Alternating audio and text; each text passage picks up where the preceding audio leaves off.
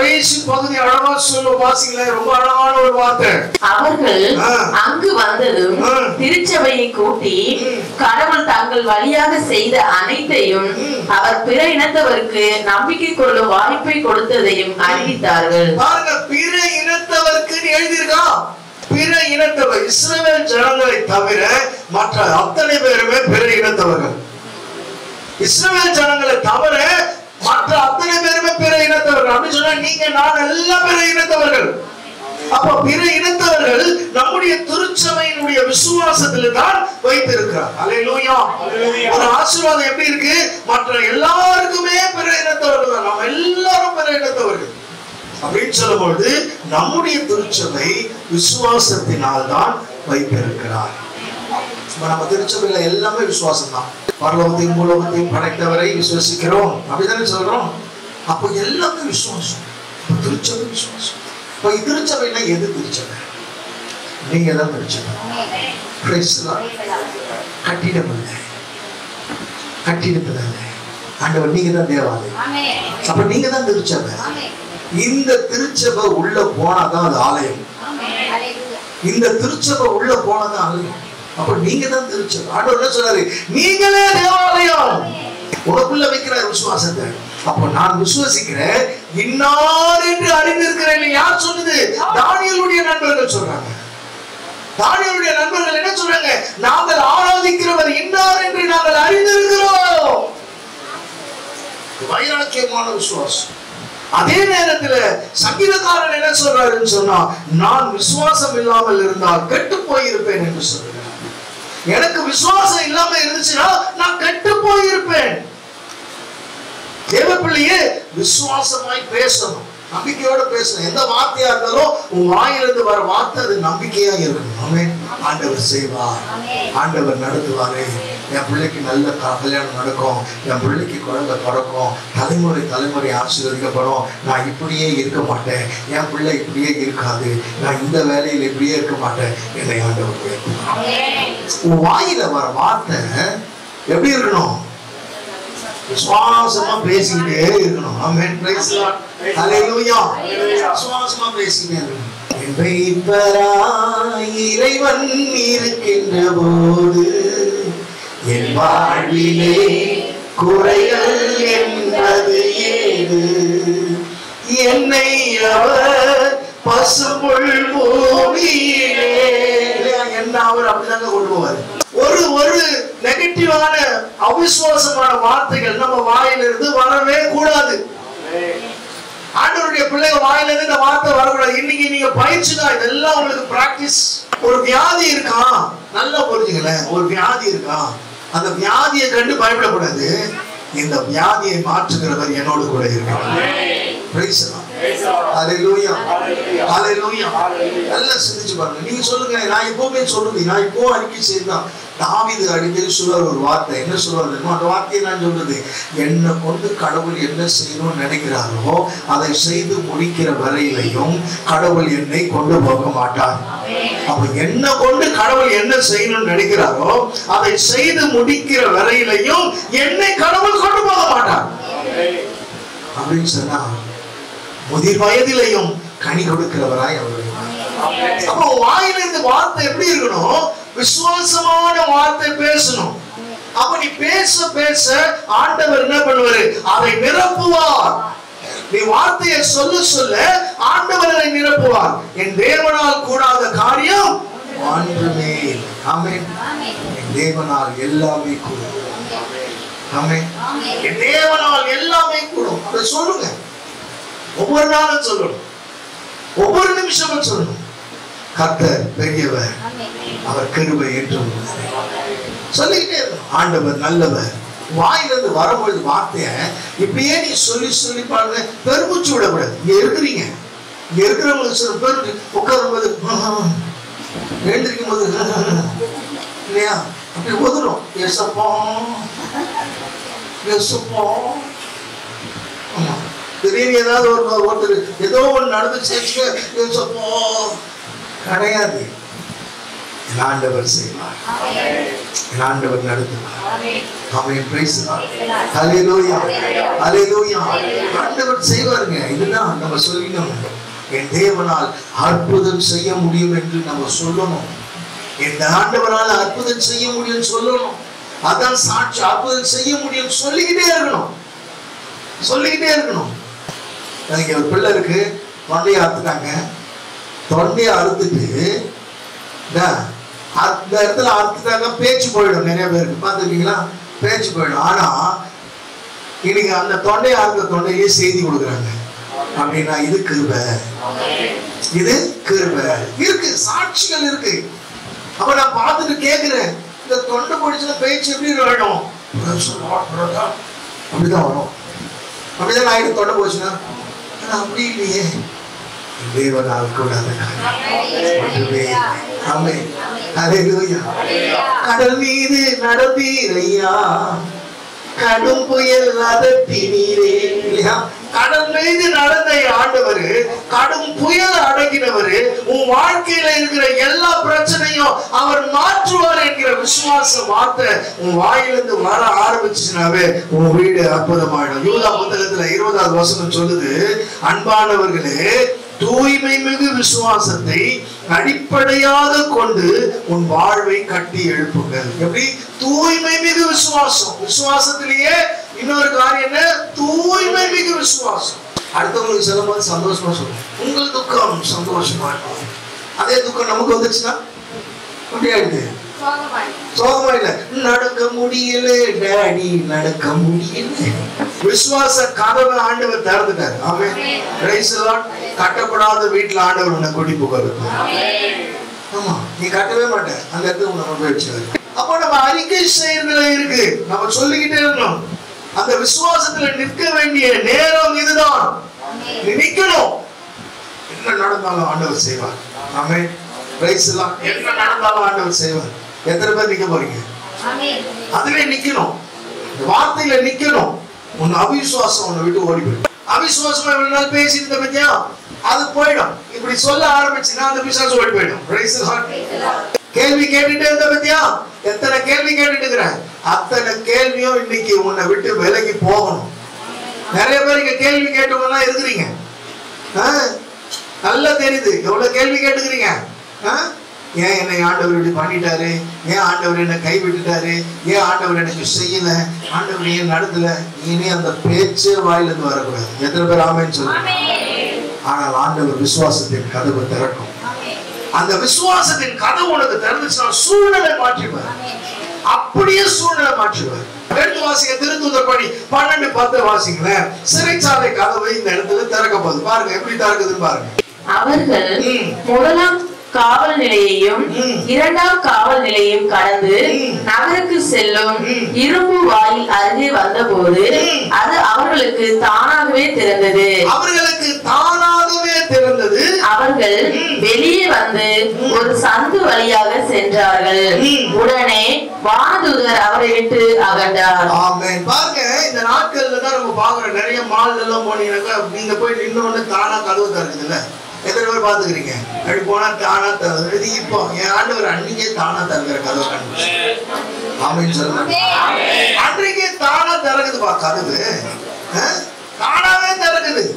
இன்னைக்குதான் நம்ம போய் போய் நிக்கிறோம், கதவு பாக்குறோம், இன்னும் தானா திறக்குது. ஆனா வேதத்துல எங்க அப்பா அப்பவே திறந்துட்டாரு. கடவுளை கட்டி ஆண்டவர் அன்னைக்கே திறந்தார். தேவ பிள்ளையே, இங்க பாக்குறோம், இது ஒரு சிறைச்சாலையின் அனுபவம். அதாவது சிறைச்சாலையின் அனுபவம் என்பது ஒரு வித்தியாசமான ஒரு அனுபவம். இவன் எழுந்து வருகிறாரு, ஒவ்வொரு கதவா திறக்குது. ஆமென். ஒவ்வொரு கதவா திறக்குது. பாருங்க, முதல் கதவு திறந்தாச்சு, ரெண்டாவது கதவும் திறந்தாச்சு, மூணாவது இரும்பு கதவு திறக்குதுங்க. இரும்பு கதவும் திறக்குது. அப்படின்னு சொன்னா எப்படி இரும்பு கதவு திறக்கும்? இவர் வந்த உடனே தானாக திறந்தது. தேவ பிள்ளையே, ஆண்டவர் இரும்பு கதவையும் தானாக திறக்க செய்ய வல்லவர். இரும்பு கதவையும் தானாக திறக்க செய்ய செய்ய வல்லவர் அப்படின்னு சொன்னா திருத்தூதர் பணி 12வது அதிகாரத்தை நீங்க வாசிக்கும் பொழுது பாத்தீங்கன்னா பரிசுத்த பேதுரு சிறைச்சாலையில இருந்த ஒரு அனுபவத்தை அங்க எழுதி இருக்கிறது. ஏரோது என்ன பண்றான், பேதுருவை கொல்ல திட்டம் வகுத்துட்டான். நாட்கள்ல பாஸ்கா திருவிழாவில் ஏதாவது ஒண்ணு செய்யணும். ஆனா முந்தின நாளே இவன் பிளான் போட்டு எப்படி ஆகிலும் பேதுருவை கொலை பண்ணிடணும் அப்படின்னு நினைச்சிட்டான். ஆனா திருச்சபை எல்லாம் பண்றாங்க, அவர்களுக்காக கடவுளிடம் உருக்கமாக வேண்டினார்கள். அதனாலதான் சொன்ன நீங்க தான் திருச்சபைன்னு சொல்லிட்டு. ஆமென். திருச்சபையார் என்ன பண்ணாங்க, அவருக்காக உருக்கமா வேண்டாங்க. வாசிங்க திருத்தூதர் பணி 12:5. திருத்தூதர் பணி 12:5. பேதுரு இவ்வாறு சிறையில் காவலில் வைக்கப்பட்டிருந்த போது திருச்சபை அவருக்காக கடவுளிடம் உருக்கமாக வேண்டியது. யாரு திருச்சபை? Very good. ஒரே ஒரு சத்தம். யாரு திருச்சபை? நாம தான். நான் தான் திருச்சபை. அப்போ திருச்சபை எல்லாம் என்ன பண்ணுது, கூடி ஜெபிக்குது. எல்லா திருச்சபையும் ஜெபிக்குது. இப்படின்னா என்ன அர்த்தம், ஒரு சபையா கூடி ஜெபிக்கிறோம். அப்ப ஆண்டவர் என்ன சொல்றாரு, எங்கே 2-3 பேர் கூடி ஒரு மனதோடு ஜெபிக்கிறீர்களோ அங்கே ஆண்டவர் உங்கள் நடுவில் இருக்கிறாருன்னு சொல்லும்போது இங்கே சபையார் கூடி ஜெபிக்கிறாங்க. சரியான ஒரு ஜெபம், சாதாரண ஒரு ஜெபம் இல்லை. அந்த ஜெபம் எப்படி ஜெபம்னாக்கா, ஆண்டவரே எப்படியாகிலும் பேதுருவை வெளியே கொண்டு வந்துடணும். ஆமென். Praise the Lord. ஆண்டவரே எப்படியாகிலும் இந்த பேதுருவை வெளியே கொண்டு வர வேண்டும் என்று இவர்கள் ஜெபித்தாங்க. ஆண்டவர் என்ன செய்தார் தெரியுமா? கொஞ்சம் கீழே வாசிங்க 12:7. ஆண்டவர் செஞ்ச காரியம். அப்போது ஆண்டவரின் தூதர் அங்கு வந்து நின்றார். அறை ஒளிமயம் ஆகியது. அவர் பேதுருவை தட்டி எழுப்பி உடனே எழுந்திடும் என்று கூற சங்கிலிகள் அவர் கைகளில் இருந்து கீழே விழுந்தன. பாருங்க என்ன பண்ணார் ஆண்டவரே, தூதர் அனுப்பி கதவை திறந்து வெளியே கொண்டு வந்துட்டார். அல்லேலூயா. ஒரு தூதனை அனுப்புறார். இதை கேட்டுக்கொண்டிருக்கிற அருமையான தேவ பிள்ளையே, உன்னை காப்பாற்ற ஆண்டவர் தீவிரமாய் இறங்கி வருவார். உன்னை காப்பாற்றுவதற்காக. எப்போ வாயில துதி இருந்தாதான். ஆமென். நல்லா படுத்து தூங்கிட்டு கொரட்ட விட்டா வரமாட்டார் ஆண்டவர். ஆமென். வேறாவி வரும். அல்லேலூயா. Praise the Lord. நல்லா துதிக்கணும். இரவும் பகலும் ஆண்டவரை துதிச்சுக்கிட்டே இருந்தீங்கன்னாக்கா உனக்கு தற்கொலை எண்ணமே வராது. ஆண்டவரை துதிச்சுக்கிட்டே இருந்தீங்கன்னாக்கா ஐயோ நான் செத்து போனோன்ற எண்ணம் எல்லாம் வராது. ஆமென். உனக்குள்ள யார் இருப்பா? தெய்வம் இருப்பார். ஆண்டவர் துரிதமாய் வந்து உன்னை காப்பாற்ற வல்லவர். அப்போ தீவிரமாய் இறங்குகிறார் என்று வேதம் சொல்கிறது. அப்போ வானத்தின் கதவை திறக்கிறவர் உன் நடுவில் இருக்கிறார். ஆமென் சொல்லுமா? வானத்தின் கதவை திறக்கிறவர் உன் நடுவில் இருக்கிறார். எடுத்து வாசிக்கலாம். ஏசாயா புத்தகம் 45வது அதிகாரம் 2வது வசனம் சொல்லுகிறது. வாசிங்க. நான் உனக்கு முன்னே சென்று குன்றுகளை சமப்படுத்துவேன். செப்பு கதவுகளை உடைத்து இரும்பு தாழ்பால்களை தகர்ப்பேன். பாருங்க 3வது வசனம் என்ன சொல்லுது? இருளில் மறைத்து வைத்த கருவூலங்களையும் மறைவிடங்களில் ஒளித்து வைத்த புதையல்களையும் உனக்கு நான் தருவேன். பாருங்க, எதெல்லாம் இங்க மறைத்து வைத்திருந்தாலும் ஆண்டவர் உனக்கு இன்றைக்கு அவர் தர வல்லவராய் இருக்கிறார். எதெல்லாம் மறைவிடங்களில் ஒளித்து வைக்கிறதோ, ஆமென், எதெல்லாம் மறைவிடத்துல ஒளித்து வைத்த புதையல்களை உனக்கு தருவேன் என்று ஆண்டவர் வாக்கு கொடுக்கிறார். எத்தனை பேர் ஆமென் சொல்லுங்க? ஹல்லேலூயா. அன்பு தேவ பிள்ளையே, உனக்கு தனிப்பட்ட முறையில கொடுக்கிற ஆசீர்வாதம், தனிப்பட்ட முறையில பெயர் சொல்லி சொல்லி அழைக்கிறார். உன்னை கூப்பிட்டு கொடுக்கிறாரு. உன்னை கூப்பிட்டு கொடுக்கிறாரு. எப்படி கொடுக்கிறாரு? அந்த ஆசீர்வாதம் கூப்பிட்டு கொடுக்கிறாரு. மறைவா இருக்கு, வெளியில தெரியல. ஆண்டவரை மறைச்சு வச்சிருக்கிறாங்க. ஆண்டவரை எங்கிருந்து வரும் தெரியும். இந்த நாள்ல கிடைக்கும். இந்த மாசம் அதை நீ பார்க்க போற. ஆமென். யாராலும் தடை பண்ணவே முடியாது. யாராலையும் தடை பண்ண முடியாது. ஏன்னா பூட்டின கதவை திறக்கிறவரும் திறந்த கதவை பூட்டுகிறவரும் உன் அருகில் இருக்கிறார். எடுத்து வாசிங்க. திருப்பாடல் 78வது அதிகாரம் 23வது வசனம். ஆயினும் மேலே உள்ள வானங்களுக்கு அவர் கட்டளையிட்டார். மேலே உள்ள வானங்களுக்கு அவர் கட்டளையிட்டார். விண்ணகத்தின் கதவுகளை திறந்து விட்டார். விண்ணகத்தில் இருக்கிற கதவுகளை நல்லா பாருங்க. ஆயினும் மேலே உள்ள வானங்களுக்கு, பாருங்க, மேலே உள்ள வானங்களுக்கு அவர் கட்டளையிட்டார். விண்ணகத்தின் கதவுகளை திறந்து விட்டார். விண்ணக விண்ணகத்தின் கதவுகளை திறந்து விட்டார். அப்போ ஒரு தேவனுடைய பிள்ளைக்காக விண்ணக கதவுகளை திறப்பது இரண்டாவது காரியம். Price the Lord. ஆண்டவர் பாருங்க, விண்ணக கதவை திறக்கிறவர் ஒரு தேவ பிள்ளைக்காக. அப்படாக உங்க ஐக்கியம் எப்படி இருக்கணும்? உங்க ஃபெலோஷிப் எப்படி இருக்கணும்? சொல்லுங்க, எப்படி இருக்கணும்? செத்த கிறிஸ்தவனும் வாழாது, செத்து போன கிறிஸ்தவனும் வேண்டாம். ஆமென். பண்டிகை கிறிஸ்தவம் வேண்டாம், கடமைக்கு போற கோயிலுக்கு போற கிறிஸ்தவனா வாழாது. எப்பொழுதும் துதி சத்தத்தோடு ஆண்டவரை ஆராதிக்கிற கிறிஸ்தவனா உனக்குள்ளாக அந்த துதியின் வார்த்தை இருந்துகிட்டே இருக்கணும். எவ்வளவுக்கு எவ்வளவு நாவுல ஸ்தோத்திரம் இருக்கோ இதெல்லாம் வாழ்க்கையில நடக்கும். இதைதான் நீ பார்ப்ப. வானத்தை கதவை திறக்கிறாங்க, வானத்தின் கதவுகள் திறக்கப்படும். தேவப்பிள்ளையே, வானத்தின் மதகுகளை திறக்கிற ஆண்டவர், மதகுகளை திறக்கிற ஆண்டவர் அப்படின்னு சொன்ன தேவப்பிள்ளைய ரெண்டு காரியக்காக ஆண்டவர் திறப்பார். இதுல ரெண்டு காரியம் இருக்கு. ஒன்று, உன்னை இடம் கொள்ளாத அளவுக்கு ஆசீர்வதிக்க வானத்தை திறக்கிறார். ஒன்று, இடம் கொள்ளாத அளவுக்கு ஆண்டவர் ஆசீர்வதிக்கிறார். இரண்டாவது, எபேசியர் புத்தகம் 1:3 நாம் ஆண்டவராகிய இயேசு கிறிஸ்துவின் தந்தையும் கடவுளும் ஆனவர் போற்றி. அவர் விண்ணகம் சார்ந்த ஆவிக்குரிய ஆசி அனைத்தையும் கிறிஸ்து வழியாக நம் மீது பொழிந்துள்ளார். அப்பதான் நல்லா புரியுங்க. ஒன்று, எழுத்தின் வடிவமான ஆசீர்வாதம். இரண்டாவது, ஆவிக்குரிய ஆசீர்வாதம். விண்ணக கதவு ரெண்டு காரியத்துக்காக திறக்குது. ஒன்று, இடம் கொள்ளாத அளவுக்கு ஆசீர்வாதம் எழுத்தின் வடிவமாக.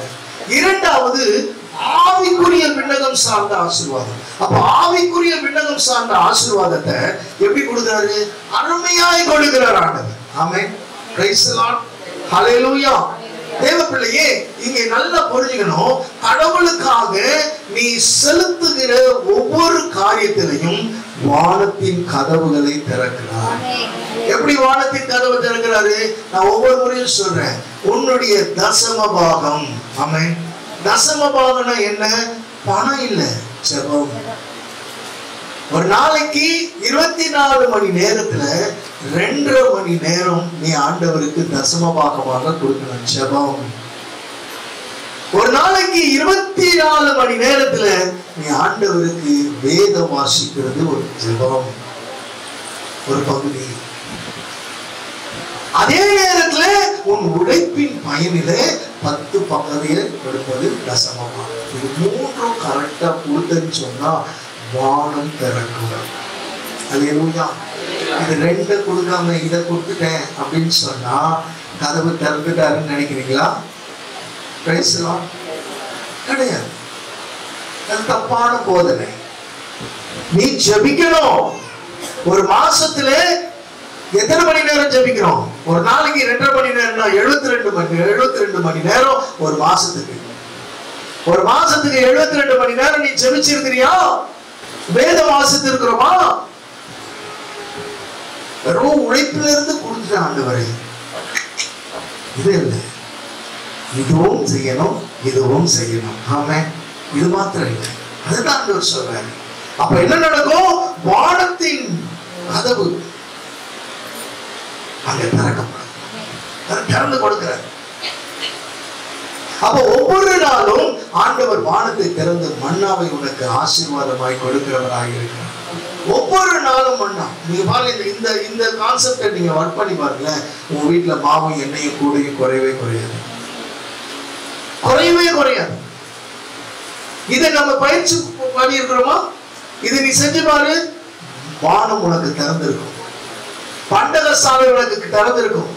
ஆண்டவர் சொல்றார், எனக்கு கொடுத்து நீ சோதித்து பார், உன்னை அமுக்கி குலுக்கி மடி சரிந்து விழும்படி நான் உனக்கு கொடுப்பேன் என்று சொல்லுவது இந்த 3 நிலைகள் நீ கொடுக்கிறது. Price the Lord. ஹல்லேலூயா. திருச்சபைக்காக ஆண்டவர் வானத்தின் பொக்கிஷத்தை அவர் திறக்கிறவர். ஆண்டவர் திறக்க வல்லவர். ஆண்டவரால் திறக்கக்கூடாத காரியம் ஒன்றுமே கிடையாது. அப்ப ஆவிக்குரிய ஆசீர்வாதம், ஆவிக்குரிய ஆசீர்வாதம் நமக்கு நிறைவாய் கொடுப்பார், நிறைவாய் வரும். இதை நீ செஞ்சே வச்சுக்க. ஆசீர்வாதம், ஆவிக்குரிய ஆசீர்வாதம் நான் சொல்றேன். பூமிக்குரிய ஆசீர்வாதம் தனி, அது இடம் கொள்ளாத ஆசீர்வாதம். ஆவிக்குரிய ஆசீர்வாதம் அப்ப ஆவிக்குரிய ஆசீர்வாதத்தை நீ பெற்றுக்கொள்ள பெற்றுக்கொள்ள பெற்றுக்கொள்ள பெற்றுக்கொள்ள நீ மேல மேல வளர்ற. ஆமென். Praise the Lord. நீ மேல மேல வளர்ற. அப்ப ஆவியில நீ வளர்ற. அப்ப கடவுளுடைய ஆவியானவர் உன்னை லீட் பண்றாரு. கடவுளுடைய ஆவியானவர் உனக்கு போதிப்பாரு. நீ எங்க செல்லணும், நீ எங்க பண்ணணும், நீ எப்படி இருக்கணும், நீ எப்படி பேசணும், நீ எப்படி உட்காரணும், எல்லாவற்றையும் ஆவியானவர் சொல்லிக் கொடுப்பார். பாடுறா, உன் விருப்பம் இல்லாத இடங்களுக்கு என்னை அழைத்து செல்லாது. ஆண்டவர் விருப்பம் இல்லாத இடத்துக்கெல்லாம் கொண்டு போகவே மாட்டார். ஆண்டவர் விருப்பம் இல்லாத காரியத்தை அவர் செய்ய மாட்டார். ஆண்டவர் விருப்பம் இல்லாத காரியத்துல உன்னை மூக்க நுழைக்க விடவே மாட்டார். ஏன் சொன்னா, உன்னை நடத்துகிற ஆவியானவர் உயிரோடு இருக்கிறார். உன்னை நடத்துகிற ஆவியானவர் உன்னை லீட் பண்ணிக்கிட்டே இருப்பார். அதனால சொல்றாரு, என் கண்ணை உன்மேல் வைத்து ஆலோசனை சொல்லுவேன், நீ போகும் வழியெல்லாம் நான் உனக்கு காண்பிக்கிறேன். அப்ப என்ன நடக்கும்? ஆத்துமத்தை ஆண்டவர் உனக்கு தருவார். ஆவியானவர் கொடுக்கணும். ஆத்தும பாரம், ஆத்துமாவுக்காக நீ ஜெபிப்ப, ஆத்மாவுக்காக பாரப்படுவேன். ஏன்னா இதுதான் ஆத்மா வரம். என் திருச்சபையில இத்தனை பேர் இருக்கிறாங்களா ஆண்டவரே, என் திருச்சபையில இத்தனை பேர் இருக்கிறாங்களே. நான் ஒரு ஆலயத்துக்கு போனா கூட அங்க திருப்பலி பார்க்கும் பொழுது அங்க இருக்கிற பாக்குற இவ்வளவு பேர் இருக்கிறாங்க ஆண்டவரே, சத்தோடு போல உட்கார்ந்துருக்காங்க ஆண்டவரே. ஆண்டவரே, உங்க அபிஷேகத்தை மேல ஊற்றுங்க, உங்களுக்கு நல்ல விடுதலை கொடுங்க. இதுதான் என்னுடைய ஆத்மா வரம். நீ உயிரோடு இருந்தும் சத்தவனை போல இருக்கிறாய் என்று சொல்லுகிறார். அப்ப ஆவியானவர் உன்னை லீட் பண்றாரு, ஆவியானவர் உன்னை நடத்துறாருன்னு சொன்னா ஆத்ம மாறும். அப்ப நம்ம ஜெபம் எப்படியே மாறும்? ஆத்ம மாறுது. வாழ்ந்தாலும் உம்மோடுதான், மரித்தாலும் உம்மோடுதான். சரி பாடுவோமா? நான் வாழ்ந்தாலும் உம்மோடுதான், மரித்தாலும் உம்மோடுதான். உம்மை போல் என்னை மாற்றுவாயா, உமக்காக என்னையே தந்தேனையா. உம்மை போல் என்னை மாற்றுவாயா, உமக்காக என்னையே தந்தேனையா.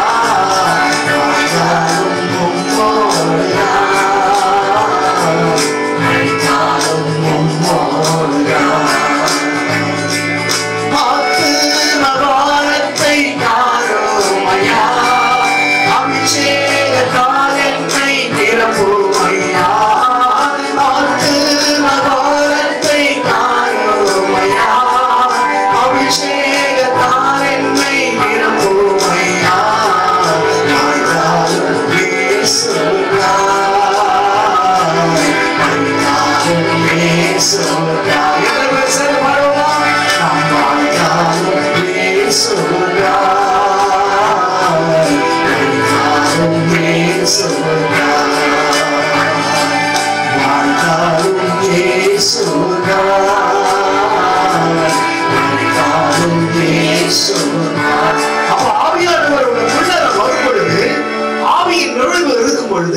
ஆத்துமத்துக்காக நிற்றது.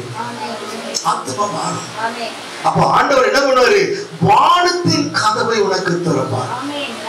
வானத்தின் கதவை திறப்பார். யாருக்காக? உனக்காக ஆண்டவர். தேவ பிள்ளையே, அடுத்து நம்ம பார்க்கிறோம் 1 சாமுவேல் 3ஆம் அதிகாரம் 15ஆம் வசனம். சாமுவேல் காலை வரை படுத்திருந்தான். பிறகு ஆண்டவரது இல்லத்தின் கதவுகளை திறந்து வைத்தான். தான் கண்ட காட்சியை ஏலியிடம் சொல்ல அஞ்சினான். ஆமா, பாருங்க, தான் கண்ட காட்சியை ஏலியிடம் சொல்ல அஞ்சினான். இங்க என்ன இருக்குது? அவன் காலை வரை படுத்திருந்தான் என்று எழுதியிருக்கிறது. அப்போ ஆலயத்தின் கதவு திறந்தது என்றால் காலை வரை தூங்க ஆண்டவர் அப்போதுதான் பேசுகிறார். ஆமென். காலையில என்ன நடக்குது? அவன் தூங்குறான். அவன் தூங்கல. நல்லா பாருங்க, காலை வரை அவன் படுத்து தூங்கல. ஆனா அந்த நேரத்துல கடவுள் அவனோடு பேசிக்கொண்டு இருக்கிறார். வசனம் என்ன சொல்லுது? சாமுவேல் காலை வரை படுத்திருந்தான். பிறகு ஆண்டவரது இல்லத்தின் கதவுகளை திறந்து வைத்தான். அப்ப நல்லா பாருங்க, காலை வரை அவன் தூங்கல. ஆண்டவர் அப்போதுதான் பேசுகிறார். இன்று இரவுதான் அவனுக்கு தரிசனம் கிடைக்கிறது. அன்னைக்குதான் தரிசனம் கிடையாது. அன்றுதான் ஆண்டவர் சாமுவேலே சாமுவேலே என்று கூப்பிடுகிறார். தேவப்பிள்ளையே, உன் வாழ்க்கையில ஆண்டவர் பேசுகின்ற அனுபவம் வந்ததா? ஆமென். ஆண்டவர் பேசுகிற அனுபவம் வந்துச்சுன்னு சொன்னா ஆண்டவரின் ஆலய கதவு திறந்திருக்கிறது என்று அர்த்தம். ஆமென். ஆண்டவருடைய சத்தத்தை, ஆண்டவர் பேசுற சத்தத்தை நீ கேட்கிறேன்னு சொன்னாவே ஆலய கதவு திறந்திருக்கிறதுன்னு அர்த்தம். சத்தம் கேட்கலன்னு சொன்னா ஆலய கதவு பூட்டி இருக்கிறது என்றார். இப்ப உங்ககிட்ட வரேன், எத்தனை பேருக்கு கதவு திறந்திருக்குது? ஏதேதோ சத்தம் கேட்குது brother. Amen. Praise the Lord. ஏதேதோ சத்தம் கேட்குது. கதவு சத்தம் நல்லா புரிஞ்சுங்களேன். விண்ணக கதவு, ஆண்டவருடைய கதவு அடைக்கப்பட்டவன் நெகட்டிவாவே பேசுவான். நெகட்டிவா பேசுவான். அடைக்கப்பட்டுச்சுல நெகட்டிவாவே பேசுவான். ஏன்னா பிசாசு தானே பேசுது அவங்க கிட்ட இருந்து. ஆண்டவர் பேசுற சத்தம் கேட்டுச்சுன்னு வச்சுக்கீங்க, உனக்கு விண்ணகம் திறந்திருக்கு. திறந்திருக்கு. சத்தம் கேட்கலன்னு வச்சுக்க, பூட்டி இருக்கு. அப்ப நீ செய்யறதுல எப்படி இருக்கும்? உன் ஆசீர்வாதம் பூட்டப்பட்டு, ஆசீர்வாதம் பூட்டப்பட்டு இருக்குது. நல்லா புரிஞ்சுக்கிட்ட தேவ பிள்ளை, ஆசீர்வாதம் பூட்டப்பட்டு இருக்குது. எங்க போய் போதுனாலும் இன்டர்நேஷனல் பிரீச்சர் கிட்ட போனா கூட பூட்டினாருன்னு சொன்னா தேவ பிள்ளை அவரால் திறக்கவே ஒருத்தனாலையும் திறக்க முடியாது. ஆமென். Praise the Lord. நல்லா புரிஞ்சுக்கங்க. கதவு திறந்துருச்சுன்னு வச்சுக்கோங்களேன். நல்லா பாருங்க, ஒரு சின்ன உதாரணம் சொல்றேன். ஏலி தன் பிள்ளைகளை ஒழுங்கா வளர்க்காததுனால கடவுளுடைய சத்தம் கேட்கப்படல. ஆமென். ஏலியின் செவி அடைக்கப்பட்டது, சாமுவேலின் செவி தொடக்கப்பட்டது. சாமுவேலுக்கு கதவு திறந்தாச்சு, தீர்க்கதரிசியாக ஏலிக்கு கதவு பூட்டப்பட்டு விட்டது. பூட்டப்பட்டதுனால ஏலியினுடைய காணிக்கையை கூட ஆண்டவர் அங்கீகரிக்கவில்லை.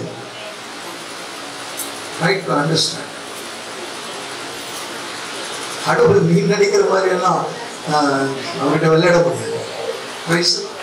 அவர்கிட்ட விளையாட முடியாது. அப்ப அங்க நடக்கிற சம்பவத்தை நல்லா புரிஞ்சுக்கணும் தேவப்பிள்ளை. திருத்தூதர் பணி 21ஆம் அதிகாரம் 30ஆம் வசனம். நகரம் எங்கும் கலகம் உண்டாயிற்று. மக்கள் கூட்டமாய் ஓடி சென்று பவுலை பிடித்து கோவிலின் வெளியே இழுத்து வந்து கதவுகளை அடைத்தனர். நல்லா கவனமா கேளுங்க. கோவிலின் வெளியே கொண்டு வந்து கதவை அடைச்சிட்டாங்க. அன்று பவுலுக்கு எப்படிப்பட்டதா இருந்துச்சுனாக்கா, வேதனையின் பாதையில பவுல் சென்றார். ஆமென் சொல்லுவோமா? ஒரு வேதனையின் பாதையில இருந்தது. உன் அலங்க கதவு பூட்டப்பட்டது. Price the Lord. ஹல்லேலூயா. என் அன்பு தேவ பிள்ளையே, ஆலய கதவு பூட்டப்பட்டால் உன் வாழ்க்கையில போராட்டங்கள் தான். நல்லா புரிஞ்சுக்கணும். ஆலய கதவு, விண்ணக கதவு பூட்டப்பட்டுச்சுன்னு சொன்னா வாழ்க்கையில போராட்டம். நீ செய்யற பிசினஸ்ல நஷ்டம், நீ எடுக்கிற காரியத்துல எல்லாமே நஷ்டம் வரும். ஆமென். ஏன் நஷ்டம் வருது ஆண்டவரே? ஏன் தோல்வியாகுது ஆண்டவரே? எடுக்கிற காரியம் எல்லாம் எனக்கு பிரயோஜனப்படாம போகுது, நான் எடுத்து வைக்கிற ஸ்டெப்ல எல்லாம் பிரச்சனைகள் உருவாகுதுன்னு சொன்னா கதவு பூட்டப்பட்டது. ஹல்லேலூயா. ஹல்லேலூயா. வாழ்க்கையில எல்லாம் போராட்டம். ஏன் ஆலய கதவு திறக்கப்பட வேண்டும் அப்படின்னு சொன்னா, ஆலயத்தின் கதவை திறந்து பழுது பார்த்தார்கள். ஏன் ஆலய கதவை திறக்கணும் அப்படின்னு சொன்னா பழுது பார்த்தார்கள். கொஞ்சம் வாசிங்க. 2 குறிப்பேடு 29ஆம் அதிகாரம் 3ஆவது வசனம். அவர் தம் ஆட்சியின் முதல் ஆண்டின் முதல் மாதத்தில் ஆண்டவரின் இல்ல கதவுகளை திறந்து அவற்றை பழுது பார்த்தார். பாருங்க, ஆண்டவரினுடைய இல்ல கதவை திறந்து பழுது பார்த்தார்கள். காவல் காக்கும் பொறுப்பு அவர்களுக்கு இருந்ததால் அவர்கள் கடவுள் இல்லத்தை சுற்றிலும் இரவில் தங்கியிருந்த காலைதோறும் கதவுகளை திறந்து விடுவார்கள். காலைதோறும் கதவுகளை திறந்து விடுவார்கள். அப்போ நீங்களே கடவுளுடைய ஆலயம். நீங்க யாரு? கடவுளுடைய ஆலயம். அப்போ கடவுளுடைய ஆலயம் பரிசுத்தமாய் இருக்கிறதா என்பதுதான் முதல் கேள்வி. ஆமென்.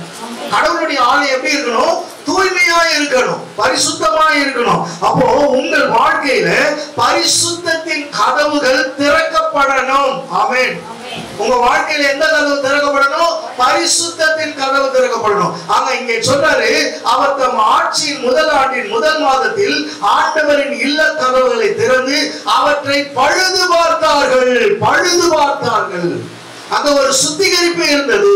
அப்போ உங்களுடைய வாழ்க்கையில நீங்க தான் தேவாலயம். இந்த தேவாலயம் எப்படி இருக்கணும்னு சொன்னா தூய்மையாக்கப்பட்டிருக்கணும். ஆமென். தூய்மை இல்லாமல் கடவுளுடைய வார்த்தையை நீ கேட்க முடியாது. தூய்மை இல்லாமல் கடவுளுடைய ஆசீர்வாதத்தை நீ சுதந்திரித்துக் கொள்ள முடியாது. ஆமென். அப்போ இந்த ஆலயத்தின் உள்ளே நீங்கள் பார்க்கும்போது எப்படி இருக்குமா? 2 குறிப்பேடு 4:22ல கத்திரிக்கோள்களையும் தீர்த்த சொம்புகளையும் கரண்டிகளையும் தூப கலசங்களையும் பசு பொன்னால் செய்தார். மேலும் கோவில் வாயில்களையும் அதாவது திருத்தூயக கதவுகளையும் தூயக கதவுகளையும் தங்கத்தால் செய்தார். அப்படின்னு சொன்னா இது எதை குறிக்குது?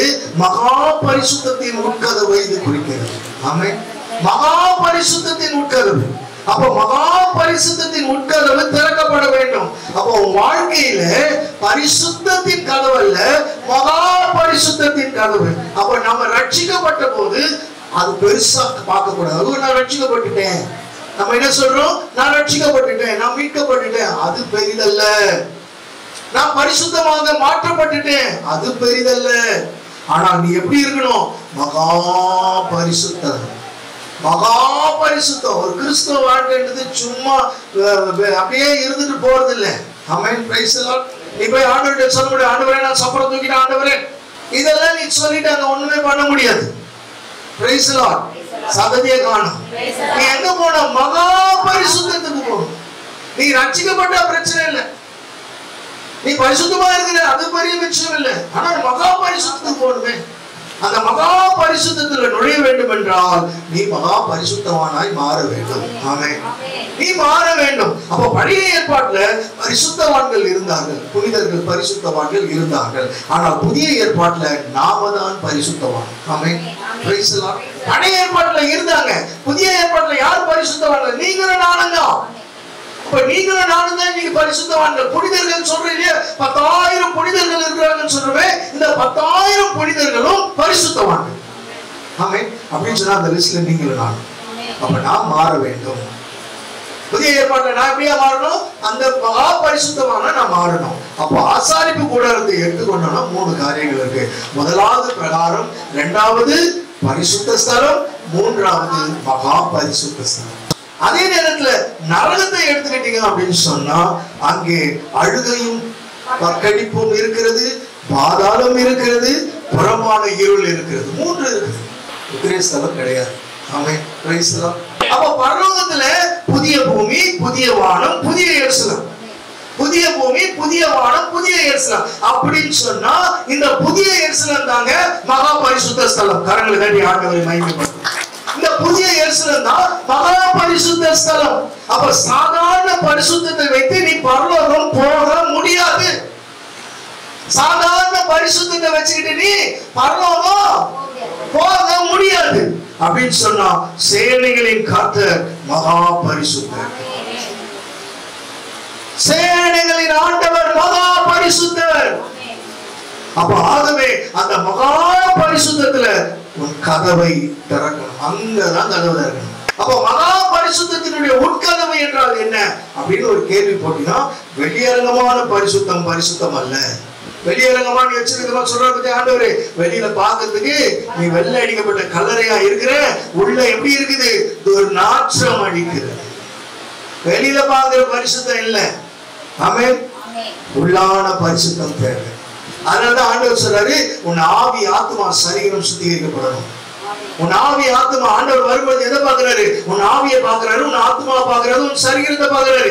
இந்த சரீரம் அழிந்து விடும், அழியாத ஒரு சரீரம் இருக்கிறது, உன் ஆத்மா இருக்கிறது. இந்த சரீரத்துக்கு நீ சாப்பிடுற, ஆனா ஆத்மாவுக்கு சாப்பாடு இறை வார்த்தை. இந்த சரீரத்துல நீ கண்கள்ல உலகத்தை பாக்குற, ஆத்மாவில் இருக்கிற கண்கள்ல தேவனை பார்க்கும். அதான் தரிசன கண்கள்.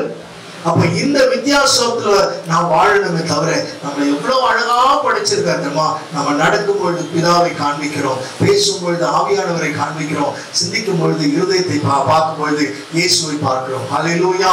என் அன்பு தேவ பிள்ளையே, வேதம் அப்படிதான் சொல்லுது. சிந்தனையிலே பரிசுத்தம், சிந்தனையில பரிசுத்தம், உன்னுடைய வாஞ்சையில பரிசுத்தம், உனக்குள்ள பரிசுத்தம். இந்த பரிசுத்தத்தை தான் கடவுள் பார்க்கிறார்.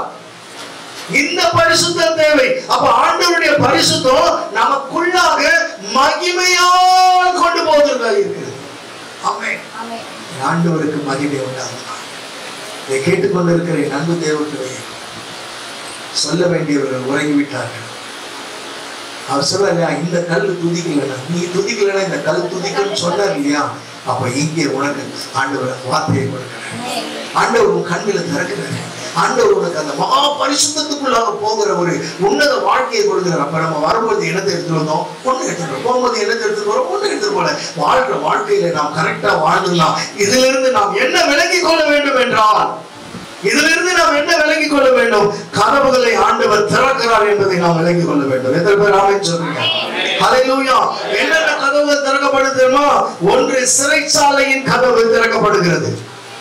இரண்டாவது, அனுகூலமான கதவுகளை ஆண்டவர் திறக்கிறார். மூன்றாவது, விசுவாசத்தின் கதவுகளை ஆண்டவர் திறக்கிறார். நான்காவது, இரும்பு கதவுகளை ஆண்டவர் திறக்கிறார். ஐந்தாவது, வானத்தின் கதவுகளை ஆண்டவர் திறக்கிறார். ஆறாவது, ஆலயத்தின் கதவுகளை ஆண்டவர் திறக்கிறார். ஏழாவது, மகா பரிசுத்தத்தின் கதவை ஆண்டவர் திறக்கிறார். ஹல்லேலூயா. ஒரு சிறைச்சாலை கதவை வைத்து கர்த்தர் இவ்வளவு ஆழத்தை உள்ள வச்சிருக்காருன்னு சொன்னா உன்னை ஆசீர்வதிக்க ஆண்டவர் விரும்புகிறார். ஆண்டவர் இன்றைக்கு உனக்கு கொடுக்க விரும்புகிறார். அவர் கொடுக்கும் வார்த்தை என்ன தெரியுமா? அவர் கொடுக்கிற வார்த்தை என்ன தெரியுமா? என் பிள்ளையே, உனக்காக கதவுகளை திறக்கிறேன். ஆண்டவர் இன்னைக்கு வந்திருக்கிறவங்களை பார்த்து சொல்றாரு, என் மகளே, என் மகனே, என் அன்பு பிள்ளையே, உனக்காக நான் கதவுகளை திறக்கிறேன். இன்னைக்கு நீ வீட்டுக்கு போறதுக்கு முன்னாடி அந்த கதவு திறக்கும். நீ நினைச்ச காரியம் நடக்கும். நீ பேசுறது எதெல்லாம் நெகட்டிவா பேசுற, நீ பேச மாட்டேன். ஏன் சொன்னா அந்த விசுவாசம் உனக்குள்ளாக வர்த்திக்கப்பட ஆரம்பிச்சு. உள்ளார ஒரு தோய்வு இருக்காது, உனக்குள்ளார விரக்தி இருக்காது. காரணம் என்ன? ஆண்டவர் உனக்காக கதவை திறப்பார். எத்தனை பேர் விசுவாசிக்கிறீங்க? ஆனா ஆண்டவருக்காக நீ ஒன்று செய்யணுமே. ஆண்டவர் கதவை திறக்கிற நீ ஒரு காரியத்தை ஆண்டவருக்காக செய்யணும். என்ன செய்யணும்? தேவதூதன் கதவை திறந்து, நீ இந்த உயிருள்ள வார்த்தையை சொல் என்று சொன்னான். யாருக்கு? சொன்னாரு. கதவை திறந்துட்டு, நீ உயிருள்ள இந்த வார்த்தையை போய் சொல்லுமா, எல்லார்கிட்டையும் போய் சொல்லு என்றான். எது இந்த உயிருள்ள வார்த்தை? இயேசுதான் அந்த உயிருள்ள வார்த்தை. ஆமென். இயேசுதான் உயிருள்ள வார்த்தை. இயேசுதான் உயிருள்ள வார்த்தை. யாருகிட்ட போனாலும் இயேசுவை பத்தி சொல்ல, அவர் அன்பு பத்தி சொல்ல, அவர் அன்பு பத்தி சொல்லி, நீ போகும் இடமெல்லாம் இயேசுவை பற்றி சொல்லிக்கிட்டே இருக்கணும், சொல்லிக்கிட்டே இருக்கணும், சொல்லிக்கிட்டே இருக்கணும். அதைத்தான் 1 யோவான் 1:1 சொல்லுது. தொடக்கம் முதல் இருந்த வாழ்வளிக்கும் வாக்கை நாங்கள் கேட்டோம், கண்ணால் கண்டோம், உற்று நோக்கினோம், கையால் தொட்டு உணர்ந்தோம் என்று சொன்னார். அப்படின்னு சொன்னா இயேசுவை சொல்றதுல நீ வெட்கப்படவே கூடாது. இயேசுவை பத்தி நீ சொல்றதுல வெட்கப்படவே கூடாது. என்ன சொன்னோம்? ஆண்டவர் வாங்க, ஆண்டவர் வார்த்தையை கேளுங்க. மார்க் 14:70. அவர் மீண்டும் மறுதளித்தார். சற்று நேரத்திற்கு பின் சூழ இருந்தவர்களும், உண்மையாகவே நீ அவர்களை சேர்ந்தவன் தானே, ஏனெனில் நீ ஒரு கலிலேயன் என்று மீண்டும் பேதுருவிடம் கூறினார்கள். ஒரே ஒரு வார்த்தையை நான் பதிவு பண்ண விரும்புகிறேன். நீ மீண்டும் என்ன சொல்றாங்க? கலிலேயன் என்று மீண்டும் சொன்னார்கள். அப்படின்னு சொன்னா உன் பேச்சு இயேசுவின் பேச்சு போல இருக்குது. நீ இயேசுவின் பேச்சு போல, நீ கலிலேயன் இல்லையா? உன் பேச்சு இயேசுவின் பேச்சு போல இருக்கு. இன்னைக்கு நடந்து விட்டு போற தேவ பிள்ளையே, உன் பேச்சு இயேசுவின் பேச்சு போல இருக்கணும். உன்னை பார்க்கிறவங்க என்ன சொல்லணும்? இங்க வசனம் அப்படிதான், அவர்களை சேர்ந்தவனை, ஏனெனில் நீ கலிலேயன் என்று, நீ கலிலேயன் என்று மீண்டும் பேதுருவிடம் கூறினார்கள் என்றால் நீ உன் பேச்சு இயேசுவை போல இருக்கணும். ஆமென். ஹல்லேலூயா, ஹல்லேலூயா. உன் பேச்சு உன்னை பார்க்கும்போது சொன்னோம், உன்னை பார்க்கும்போது சொன்னோம். 11 ஃபயர் பவர் மினிஸ்ட்ரில இருந்து வராங்க. பிரைஸ் தான். உனக்குள்ளே இருக்கிறவன் பெரியவன். உனக்குள்ளே இருக்கின்ற என் நேசர் என்றும் பெரியவரே. சொல்லுங்க. உனக்குள்ளே இருக்கின்ற என் நேசர் என்றும் பெரியவரே, நீ அறியாததும் உனக்கு எட்டாததுமான பெரிய காரியங்கள் செய்திடுவாய். நீ அறியாததும் உனக்கு எட்டாததுமான பெரிய காரியங்கள் செய்திடுவாய்.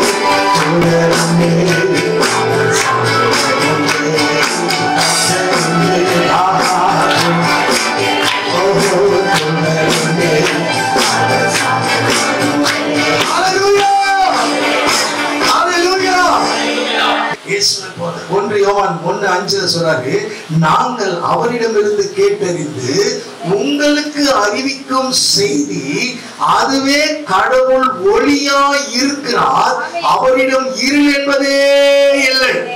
ஆண்டவர் உனக்கு செஞ்சதை நீ சாட்சி சொல்ற, ஆண்டவர் உனக்கு கொடுத்த ஜீவனை சாட்சி சொல்ற, ஆண்டவர் உன்னை நிக்க வச்சத சாட்சி சொல்ற, நீ எல்லா இடத்துலயும் போய் சாட்சி சொல்லணும். ஆமென். Praise the Lord. Praise the Lord. இதுதான் 1 யோவான் 1:2 சொல்றாரு, வெளிப்படுத்தப்பட்ட அந்த வாழ்வை நாங்கள் கண்டோம். வாசிங்க. வெளிப்படுத்தப்பட்ட அந்த வாழ்வை நாங்கள் கண்டோம், அதற்கு சான்று பகர்கிறோம். அதற்கு சான்று பகர்கிறோம். அப்போ ஆண்டவர் செய்ததை சொல்லணும். ஆண்டவர் என்னெல்லாம் செஞ்சிருக்காரு, ஆமென், ஆண்டவர் என்னெல்லாம் செஞ்சாரோ அதை சொல்லணும். நாம் நிற்பதும் நிர்மூலமாக இருப்பது அவருடைய சுத்த கிருபையே. ஆமென். அப்போ இன்றைக்கு ஆண்டவர் கதவை திறப்பார். 7 காரியம். ஆமென். 7 கதவுகளை கடவுள் உனக்கு திறக்க போகிறார் அப்படின்னு சொன்னா, தேவ பிள்ளையே, ஆண்டவரின் நற்செய்தியை சொல்லணும். ஆமென். ஆண்டவருடைய நற்செய்தியை, சுவிசேஷத்தை நீ சொல்லணும். உயிருள்ள வார்த்தைக்கு ஒரு சாட்சியாய் நீ நிக்கணும். ஆண்டவருடைய வார்த்தையை நீ சொல்லணும். உயிருள்ள சாட்சிக்கு நீ நிக்கணும். ஆண்டவருடைய பிள்ளை என்று தைரியமாய் சொல்லணும். நான் யாருடைய பிள்ளை? ஏசப்பா பிள்ளை. ஆமென். நான் யாருடைய பிள்ளை? ஆமா, அவருடைய பிள்ளை. தைரியமா சொல்லணும். எங்க போயிட்டு வர? நான் அவருடைய பிள்ளையா வாழ்ந்துட்டு வரேன். உன்னை பார்த்த உடனே சொல்லணும். அப்போ உங்க வீடு எப்படி மாறுது? ஒரு குட்டி பரலோகமா மாறுது. இல்லைன்னு சொல்றவங்கள சாதகமா மாறிட்டாங்க. இதுதான் அனுகூலமான காரியம். ஆமென். அப்போ நீ நற்செய்தி சுவிசேஷம் சொல்லணும். ஆண்டவர் வார்த்தையை சொல்லணும். அது ஆண்டவர் இன்று கதவை திறக்கிற கதவு. ஆண்டவராய் நீ இதெல்லாம் செய்யணும். சும்மா கதவை திறக்க மாட்டாரு. நல்லா துதிக்கணும், விசுவாசிக்கணும், ஜெபிக்கணும், இல்லையா? ஆண்டவருடைய நாமத்தை எல்லாரிடத்திலையும் சொல்லணும், சாட்சியாய் பகரணும், அவர் செய்த நன்மைகளை நீ அறிவிக்கணும். ஆண்டவருடைய சுவிசேஷத்தை நீங்க பார்க்கிறவங்கட்டெல்லாம் சொல்லணும். ஆமென். ஆண்டவர் இன்று கதவுகளை திறக்க இடைப்பட்டுக் கொண்டிருப்பார். எந்த கண்ணு அடைக்கப்பட்ட கதவை பார்த்ததோ அதே கண்கள் திறக்கப்பட்ட கதவை நீங்க பார்க்க முடியும். எத்தனை பேர் ஆமென் சொல்லுங்க? எத்தனை பேர் ஆமென் சொல்லுங்க?